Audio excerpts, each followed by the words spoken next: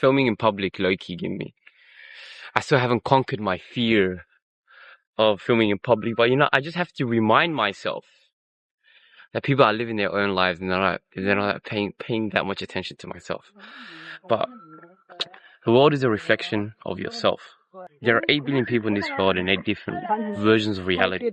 And what separates how people see life is their sense of perception, particularly their perception of self. So perception is a collection of your your beliefs and your experiences and your understanding of life in general. It is the lens in which we see reality through.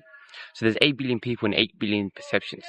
And often the way that we see the world is relative to the way that we see self.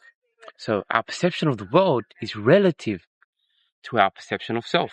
So in order for us to see a difference in the world or difference in reality, we must first become the change in which we seek to see. So my friends who wish to start content creation and get over the fear of being perceived, one of the first pieces of advice I offer them is you must first criticize others less. In order for you to live in a judgment-free world, you must first be non-judgmental. Because you only see in the world that which you're paying attention to. You only see yourself, it is constantly reflected back onto you.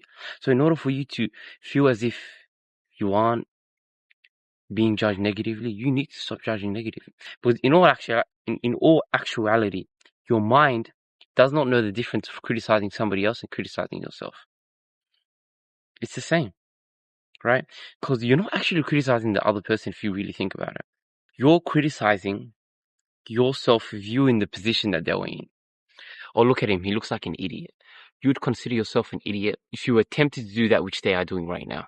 Do you feel you'd be criticized as an idiot? Because what the honest truth is, we don't offer criticism, but we advise others on what we wouldn't do ourselves. We don't share advice, we share experiences in hopes others find something that resonates. So most of the world is a reflection of how we see ourselves. In order for us to live in a judgment-free world, we need to learn to let go of all that things that we are avoiding to seek outside of us. And this also goes for concepts like tall poppy syndrome. A lot of people be like, my city or my country, tall poppy syndrome, people don't want you to succeed and they'll criticize if you start something new.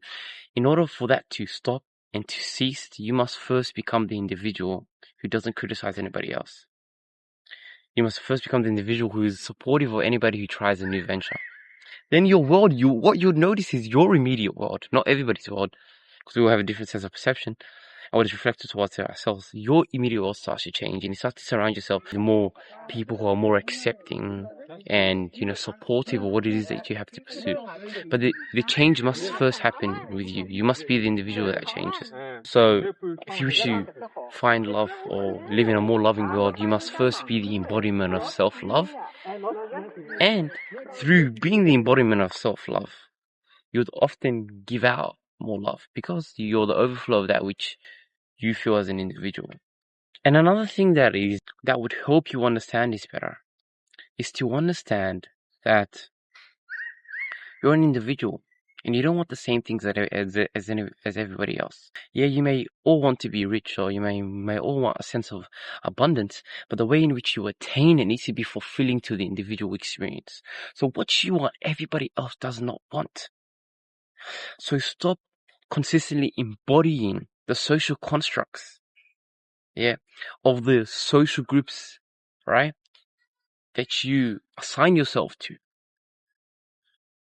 Oftentimes the most miserable individuals are the people who uphold the social constructs of the social groups they belong to. However, their deep subconscious desire is to attain something ambitious, but they fear not attaining it because they fear being ostracized by the social groups.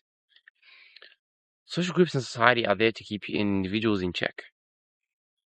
They're there to ensure nobody progresses more than the rest of everybody else.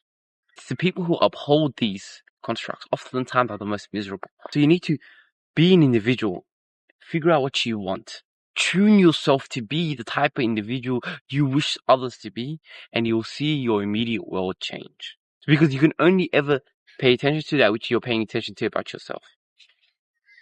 So you need to be the change in which you wish to see in the world. because the world is a reflection of you. There is a universal law and a Hermetic law. So this is the second Hermetic law and the third universal law, and it's the law of correspondence. As above, so below, as within, so without. In order for things to change in your exterior world, you must change your interior world first and then see the difference. So if you wish to live in a more accepting world, a more loving world, a world that appreciates you for everything that you are, the embodiment of the individual that you are, you must first become that yourself, radiate that energy, and immediately watch your world change. Thank you guys, and I'll see you guys in the next video.